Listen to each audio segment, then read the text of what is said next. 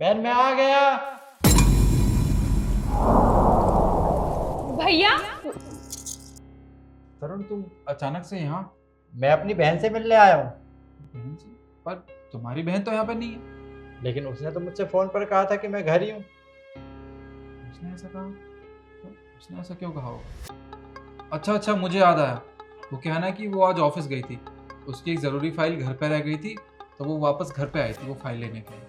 हो सकता है तब तुम्हारा फ़ोन आया होगा और तब उसने कह दिया होगा कि वो घर पे ही है, पर वो ऑफिस चली गई है, वो घर पे नहीं है।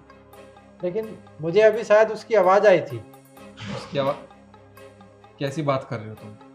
वो घर पे है नहीं तो उसकी आवाज़ कैसे आई होगी? ऐसा नहीं हो सकता है तुम्हें वहम हुआ हो। हाँ ऐसा हो सकता है। पर तुम चिंता मत करो।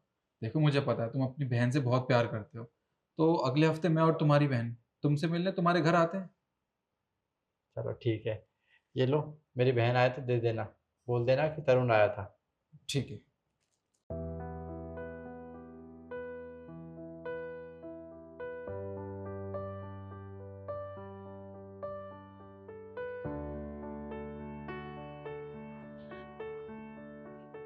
मेरे भैया आए थे, आप लोगों ने उनसे मुझे मिलने भी नहीं दिया।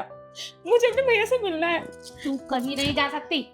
बोला ना तू अपने भैया से नहीं मिलेगी, और तुझे मना किया था ना, फिर क्यों बुलाया उसे यहाँ? क्योंकि मैं उन्हें बताना चाहती हूँ कि आप लोग कैसे ट्रीट करते हैं मुझे यहाँ पे। और एक बार उन्हें पता चल गया ना कि आप लोग मेरे साथ क्या करते हैं, फिर मेरे भैया आपको छोड़ेंगे नहीं कहीं का। क्या बोल रही है तू? मेरी माँ के सामने ज्यादा जबान नहीं चला रही है। तेरी हिम्मत कैसे हुई? और हाँ, एक बात बता, मैंने तुझसे कहा था कि अपने भाई को बोलना मुझे 50 लाख की गाड़ी देगा। तूने अपने भाई को कहा या नहीं? क्यों बोलूंगी अपने भाई से मैं?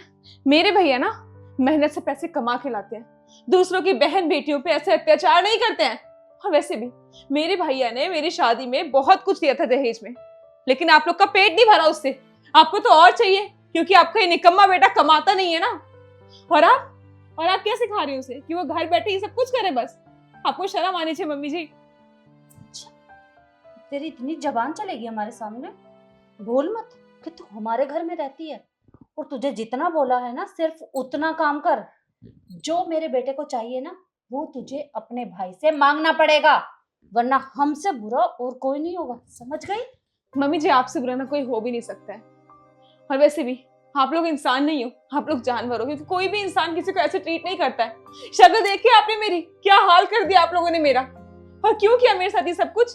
क्योंकि मैंने आपके बेटे से प्यार किया, शादी कर ली उससे, इसलिए। मेरे भैया ने मुझे मना किया था कि आप लोग अच्छे नहीं है, लेकिन मैंने उनकी एक बात नहीं सुनी, जिसके लिए मैं आज तक पछता रही हूँ। लेकिन एक बात ना मेरे कान खोल के सुन लीजिए, मैं अपने भैया से एक फूटी कौड़ी नहीं मांगने वाली हूँ आप जैसे लोगों के लिए। तू ऐसे नहीं मानेगी, तेरी ज्यादा जबान चल रही है ना। रुक तू, चल चल मेरा हाथ छोड़। चल। मेरी माँ से जबान लड़ाएगी तू? खुद को बहुत बड़ा समझने लगी है। और हाँ, तू अपने भाई से गाड़ी के लिए नहीं गएगी ना? ऐसे तू मानने वाली नहीं है। तुझे तो अभी सबक सिखाता हूं मैं। रुको।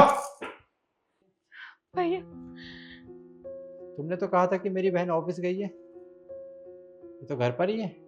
हाँ ऑफिस गई थी वो। आ गई ना, ऑफिस से आ गई। हाँ बेटा, अभी बस थोड़ी देर पहले ही आई है। और मेरी बहन को चोट के निशान कैसे लगे हैं? चोट के निशान?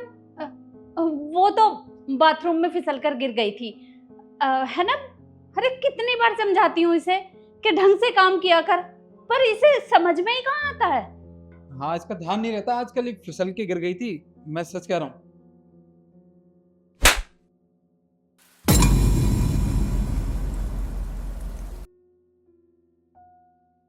मेरे सामने झूठ बोलेगा और मुझे पता भी नहीं चलेगा। अरे मैं अभी थोड़ी देर पहले घर आया था। कोई दुश्मन भी घर में आता है ना तो उससे भी पानी के लिए पूछा जाता है, घर में बिठाया जाता है। लेकिन तुमने जल्दबाजी में मुझे घर से भेज दिया और कहा कि मैं 2-3 दिन में आता हूँ। शक तो मुझे तभी हो गया। और मैंने कहा भी था तुमसे कि मेरी बहन की आवाज़ आई मुझे, और तुमने कहा कि वहम होगा। और मैंने तुम्हारी सारी बातें गेट पे खड़े होकर सुनी है। अभी तुम मेरी बहन को दहेज के लिए मारते पीटते हो। अरे नहीं बेटा, तुझे कोई गलतफहमी हो गई है। हमने इसे नहीं मारा, मैं कह रही हूँ ना, बाथरूम में फिसल कर गिर गई थी। तू यकीन तो कर। गलतफहमी हुई है मुझे, मेरी बहन को चोट के निशान है, मुझे गलतफहमी हुई है। और अभी जो कुछ हो रहा था वो सब क्या था? मैं अपनी आंखों देखा भी अनदेखा कर दूं? अरे आपको शर्म आनी चाहिए, आप भी एक औरत हो और औरत के साथ इस तरीके से करते हो, बिल्कुल भी शर्म नहीं है आपको? क्या आप भी दहेज लेकर आई थी? लेकिन इसमें आपकी कोई गलती नहीं है, आप मेरी बहन को मारते पीटते हो, इसमें सारी गलती इसकी है। इसने मुझसे कहा था कि भैया मुझे लव मैरिज करनी है, परिवार बहुत अच्छा है, मैं खुश रहूँगी। और तूने तूने मुझे बताया भी नहीं, तुझे इस तरीके से परेशान करते हैं। देख लिया लव मैरिज करने का नतीजा। जब से तो तुझे मेरी बात बुरी लगती थी। तुम चलो मेरे साथ, और तुम लोगों पर तो मैं पुलिस केस करूँगा, याद रखना। अरे अरे बात तो सुनो। अरे सुनो तो निखिल, अब क्या होगा?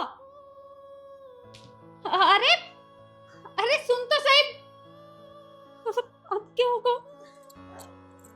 पुलिस आ गई तो?